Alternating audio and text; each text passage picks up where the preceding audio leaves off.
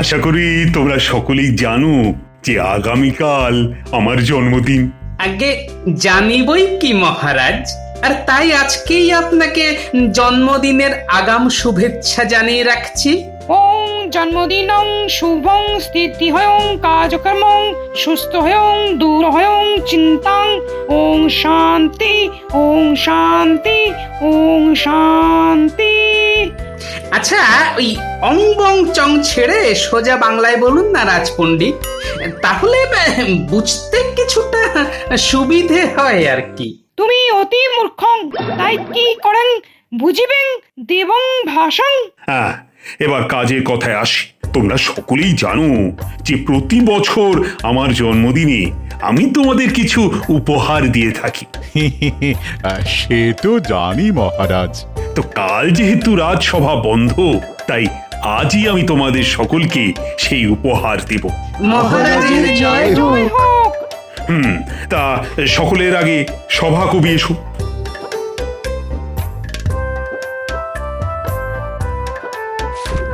তুমি কবি, তাই এই নাও সোনার নিব লাগানো একটা রূপোর কলম। এবার বিজ্ঞানী এগিয়ে এসো, এগিয়ে এসো। এই নাও একটা অনুবীক্ষণ যন্ত্র।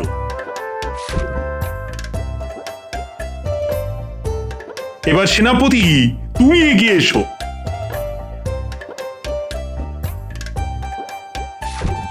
এই নাও সোনার হাতল সমেত রূপোর ছোট্ট একটা তলোয়ার। তুমি তো সারাক্ষণ ঢাল তলোয়ার নিয়ে থাকো, তাই এটা একটা প্রতীকী উপহার। এমন উপহার পেয়ে আমি ধন্য মহারাজ। এবার রাজজ্যোতিষী এগিয়ে এসো।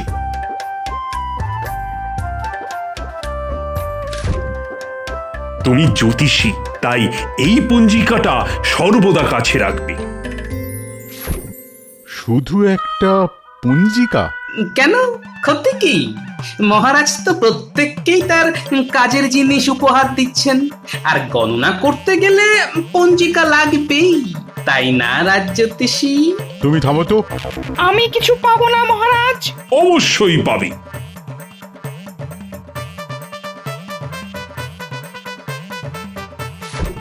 এই নাও তোমার জল পাত্র।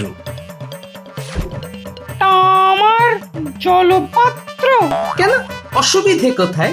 সারাক্ষণ অংবংচং করবেন আর তামার জলপাত্রে জল ঢালবেন। মূর্খ। মন্ত্রী নতুন এসেছে, তাই ওকে এখন কিছু দিচ্ছি না।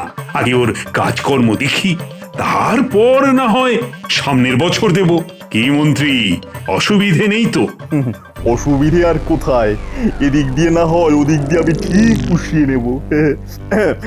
না মহারাজ, কোনো অসুবিধে নেই। আসলে আমি মনে করি আপনার অন্তরের ভালোবাসাটাই আমার কাছে শ্রেষ্ঠ উপহার। বাহ বাহ বাহ, বড় ভালো কথা শোনালে। অন্তরের ভালোবাসা।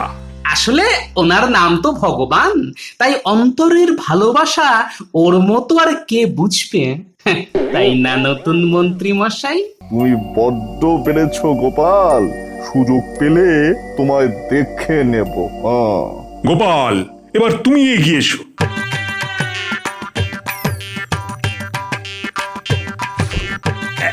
এই নাও। এটা কি মহারাজ? কেন বুঝতে পারছো না? এটা একটা টুপি, যেটা তুমি যখন তখন সকলকে পরিয়ে থাকো।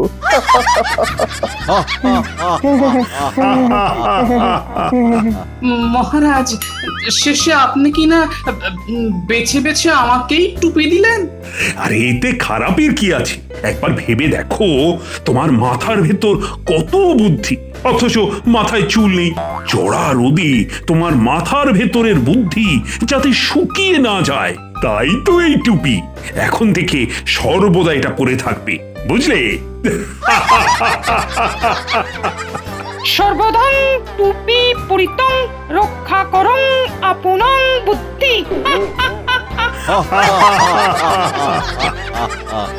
আচ্ছা, ঠিক আছে, আজ তো টুপি দিলেন, তবে আমার নামও গোপাল ভাঁড়। এই টুপি কিভাবে ঘুরিয়ে পড়াতে হয় সেটা আমারও ভালোভাবে জানা আছে।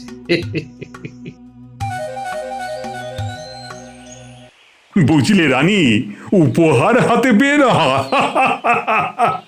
গোপালের মুখের সে যা অবস্থা হলো, দেখলে না তো তুমিও তাহলে হেসে ফেলতে।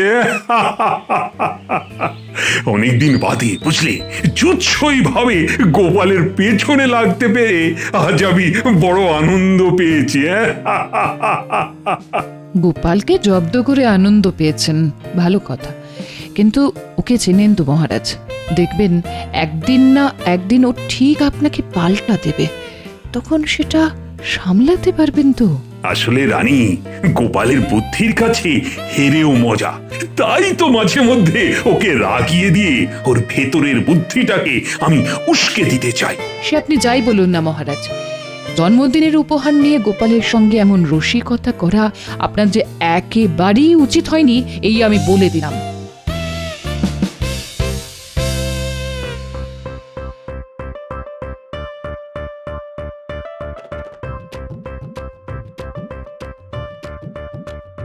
এই দেখো কাণ্ড, বুড়ো বয়সে ভীমরতি দেখো, দিনে দুপুরে মাথায় কিনা টুপি পরে এলো।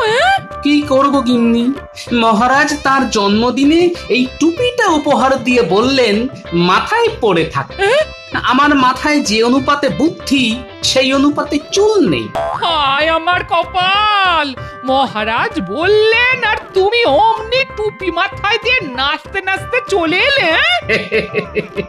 বুঝতে কি আর পারিনি গিন্নি, সবই বুঝতে পেরেছি গো, শুধু একটা সুযোগ আসতে দাও, এমন ঠকান ঠকাবো না মহারাজকে। না না, নতুন মন্ত্রীমশাই, গোপাল বড্ড বেড়েছে, সারাক্ষণই মুখে চ্যাটাং চ্যাটাং কথা। আর তার উপযুক্ত উত্তরও তো আজ পেয়েছো। সর্বসমক্ষে মহারাজ আর গোপালকে যা নাস্তানাবুদ করে ছেড়েছেন না।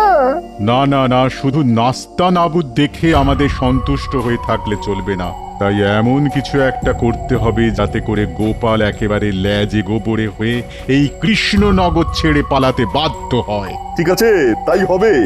গোপালের এমন অবস্থা করব যাতে গোপালের এই চ্যাটাং চ্যাটাং কথা চিরকালের জন্য স্তব্ধ হয়ে যায়, মানে বন্ধ হয়ে যায়। আমাকে আজকের দিনটা ভাবতে দাও, কাল রাজসভায় গিয়ে মহারাজের সামনেই সব বলবো। এখন তোমরা এসো। হ্যাঁ,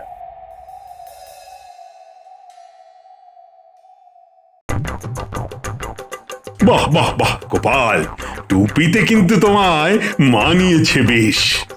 সে তো মানাবেই মহারাজ, তবে টুপি মাথায় দিয়ে বেশ একটা বুদ্ধিরও জোর পাচ্ছি মহারাজ।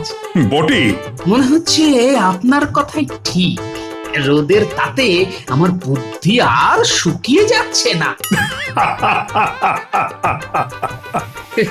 হেসে নিন, হেসে নিন, যেমন ইচ্ছে হেসে নিন, তবে আপনার মাথায় অদৃশ্য এক টুপি পরিয়ে দেবার সময় আমারও আসবে। মহারাজ, এই রঙ্গরসিকতা ছেড়ে এবার কাজের কথায় আসা যাক। সেদিন আপনি আমার কাজকর্ম দেখবেন বলেছিলেন না, তাই আমি একটা অভিনব কাজের কথা ভেবেছি। অভিনব কাজ? বেশ বেশ, বলো শুনি। মহারাজ, আমি ভেবে দেখলাম যে আমাদের রাজ্যে গৃহপালিত পশু মানে গবাদি পশু কত আছে তার সংখ্যা কিন্তু আমরা কেউ জানি না। ঠিক কথাই বলেছ তুমি। সত্যি তো, আমার রাজ্যে কত গবাদি পশু আছে তার তো কোনো পরিসংখ্যানই নেই। আপনার অনুমতি পেলে সেই কাজটাই শুরু করতে চাই আমি। আচ্ছা মন্ত্রী, একটা কথা, এই পরিসংখ্যান আমাদের কোন কাজে লাগবে বলো তো?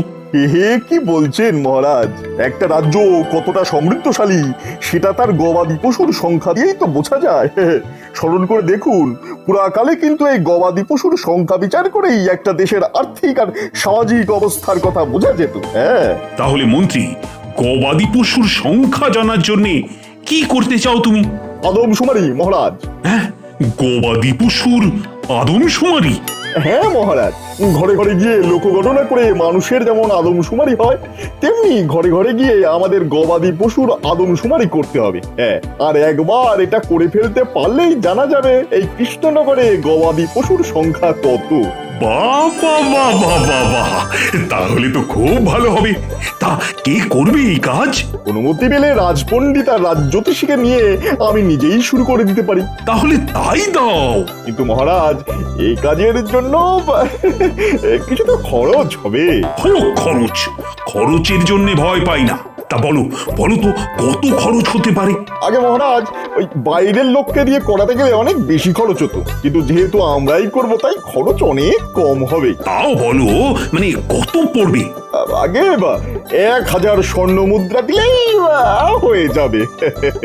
ঠিক আছে ঠিক আছে, পেয়ে যাবে। খাজাঞ্চির কাছ থেকে নিয়ে নাও। ধন্যবাদ ধন্যবাদ মহারাজ। এই নাও তোমাদের পাওনা। কত আছে এতে? ওই তো 1000-এর অর্ধেক 500 আমি রেখেছি, আর বাকি 500 দুজনের মধ্যে সমান ভাগে ভাগ করে দিলাম। আচ্ছা, আপনার বুদ্ধির দৌলতে আমাদের তো কিছু প্রাপ্তিযোগ ঘটলো, কিন্তু গোপালের ব্যবস্থার কথা কিছু কি ভেবেছেন? ভেবেছি বই কি, জব্বর এক উপায় ভেবেছি। বাবা বাবা বাবা, সে তো খুব ভালো কথা। হতচ্ছাড়াটা যদি আর কৃষ্ণনগরে না থাকে, তাহলেই আমাদের প্রত্যেকের হাড় জুড়োয়।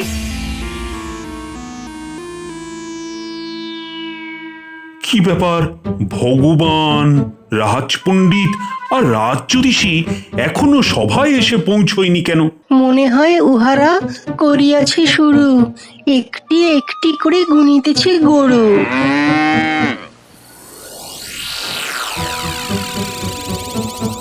কি গো মন্ত্রী, গরু গুনে এলে বুঝি? সে তো গুনবেনি।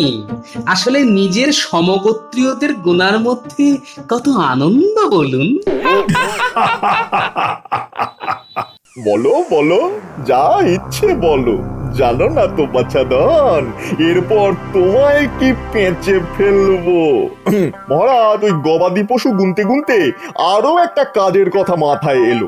বাবা, আবার কাজের কথা? আগে মহারাজ, ভেবে দেখলাম গবাদি পশুর সাথে সাথে আমাদের কাকের আদমশুমারি করলে কেমন হয়। হ্যাঁ, কাকের আদমশুমারি? হ্যাঁ মহারাজ, গুনে দেখতে হবে যে এ রাজ্যে কাকের সংখ্যা কত। আচ্ছা, এই কাকের আদমশুমারি করে কি আবার লাভ হবে বলো তো? আগে কোন রাজ্যের কাকের সংখ্যা দিয়েই সেই রাজ্যের মানুষের মন ও ধনের অবস্থার কথা বোঝা যায়। কিরকম কিরকম? ধরুন একটা রাজ্যে কাকের সংখ্যা অনেক, তাহলে এর থেকে কি বোঝা যায়? কি বোঝা যায়? বোঝা যায় যে সে রাজ্যের কাকেরা পেট ভরে খেতে পায়, মানে রাজ্যের মানুষ তাদের খেতে দেয়। ঠিক ঠিক, একেবারে ঠিক। আর মানুষ খেতে দেয় কখন? যখন তাদের হেঁসেলে খাবারের কোনো অভাব থাকে না। একেবারে ঠিক। তাই কৃষ্ণনগরের কাকের সংখ্যা গণনা করে বোঝা যেতে পারে যে এ রাজ্যের সাধারণ মানুষের হেঁসেলের হাল হকিকত কি। বাহ বাহ বাহ, বড় ভালো চিন্তা ভাবনা। তাহলে আর দেরি না করে কাল থেকেই কাজ শুরু করে দাও। করে তো দেওয়াই যেতে পারে, কিন্তু সমস্যা হচ্ছে এই কাজটা করবে কে? তাই তো, কে করবে কে করবে? আমরাই করে ফেলতে পারতাম, কিন্তু ওই যে গবাদি পশু নিয়ে আমরা ব্যস্ত। তাহলে আমার মনে হয় এই কাজটা গোপালকে দিয়ে ভালোই হবে। আসলে সে অবধি দেখছি যে গোপালের কোনো কাজই নেই, তাই গোপালেরও একটা কাজ হবে, আর আমাদের কাক গণনার কাজটা হয়ে যাবে। হ্যাঁ গোপাল, তাহলে কাল থেকে তুমি কাক গণনার কাজে লেগে পড়ো। কি গোপাল, রাজি তো? এর মধ্যে আমার একটা শর্ত আছে।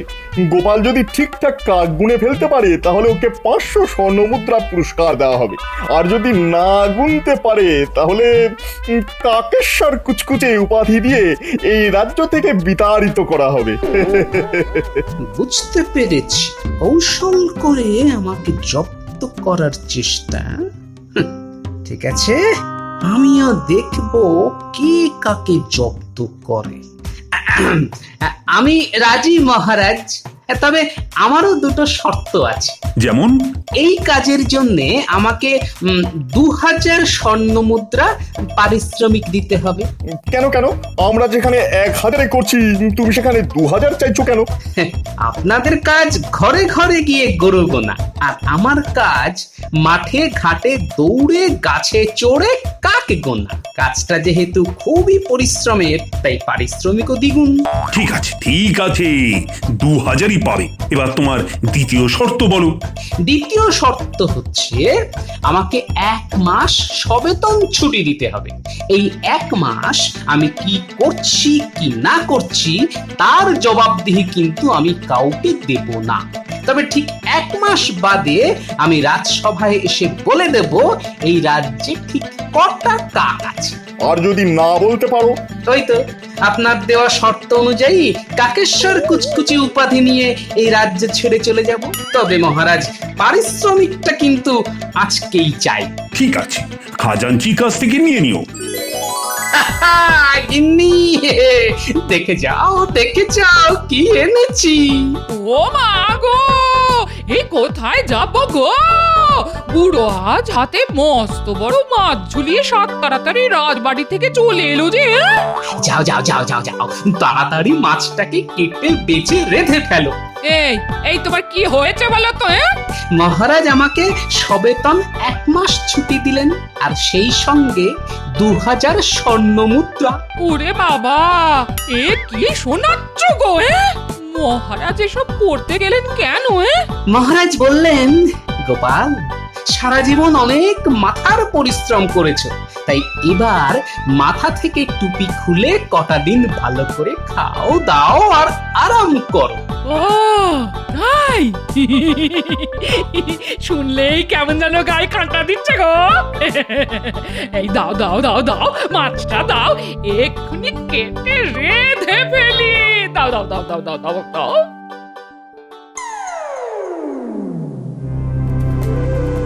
আচ্ছা মন্ত্রী মশাই, বেশ কটা দিন তো কেটে গেল, আমরা তো গরু গুনে যাচ্ছি। আচ্ছা, গোপাল কি কাক গুনছে? বটার ঘটাকে ওর উপর চৌকিদারি করতে লাগিয়েছি। আমি শুধু সেই দিনটারই প্রতীক্ষায় আছি।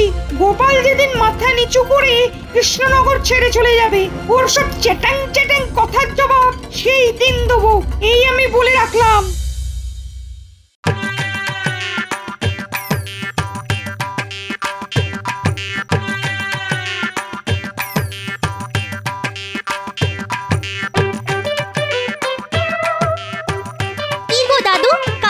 ঝুড়ি নিয়ে কোথায় যাচ্ছ? এতদিন রাজসভায় বুদ্ধি বেচে ভাতের জোগাড় করে এসেছি, আজ ডিম বেচে পেটের ব্যবস্থা করব। তাহলে আজ থেকে তুমি ডিমওয়ালা বলতে পারিস। মহারাজ তোমার থেকে সব ডিম কিনে নেবেন বুঝি? দেখি।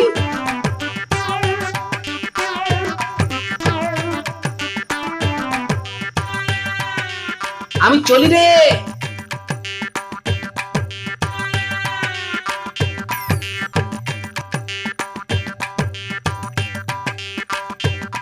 মহারাজ, আজই তো গোপালের 1 মাস পূর্ণ হচ্ছে, তা গোপাল আজ আসবে তো? আসবে কি বলছেন মন্ত্রী মশাই? গোপাল এসে গেছে। তা গোপাল, এবার সকলের সামনে বলো তো, আমাদের কৃষ্ণনগরে ঠিক কটা কাক আছে? সেখানেই তো কিঞ্চিত সমস্যা হয়েছে মহারাজ। হ্যাঁ, কিসের সমস্যা? কাক তো গুনে ফেলেছি, কিন্তু সমস্যা হচ্ছে ডিম নেই। আমি গাছে গাছে উঠে সব কাকের বাসা থেকে এই ডিমগুলো নিয়ে এসেছি। এতে আর সমস্যা কি? কাকের সংখ্যার সঙ্গে ডিমের সংখ্যা যোগ করে ফেলো, ব্যাস, তাহলেই পেয়ে যাবে প্রকৃত সংখ্যা। আপনার মুন্ডু আর আমার মাথা।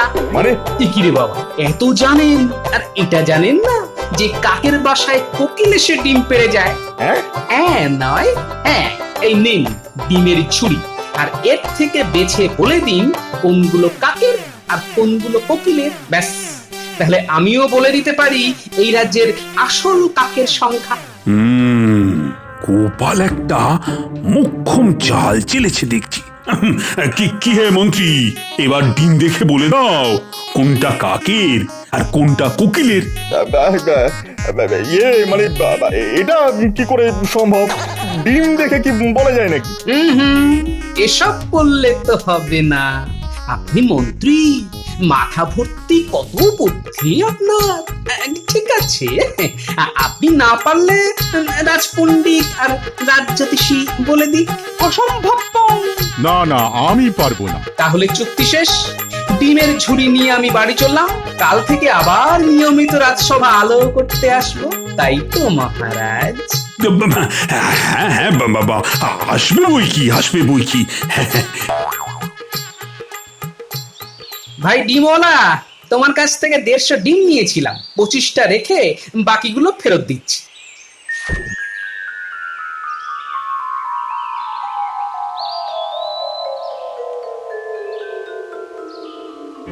মা, মহারাজ যে, আসুন আসুন আসুন। গোপাল, ডিমগুলো তাহলে কাক কিংবা কোকিলের নয়? অবশ্যই নয় মহারাজ।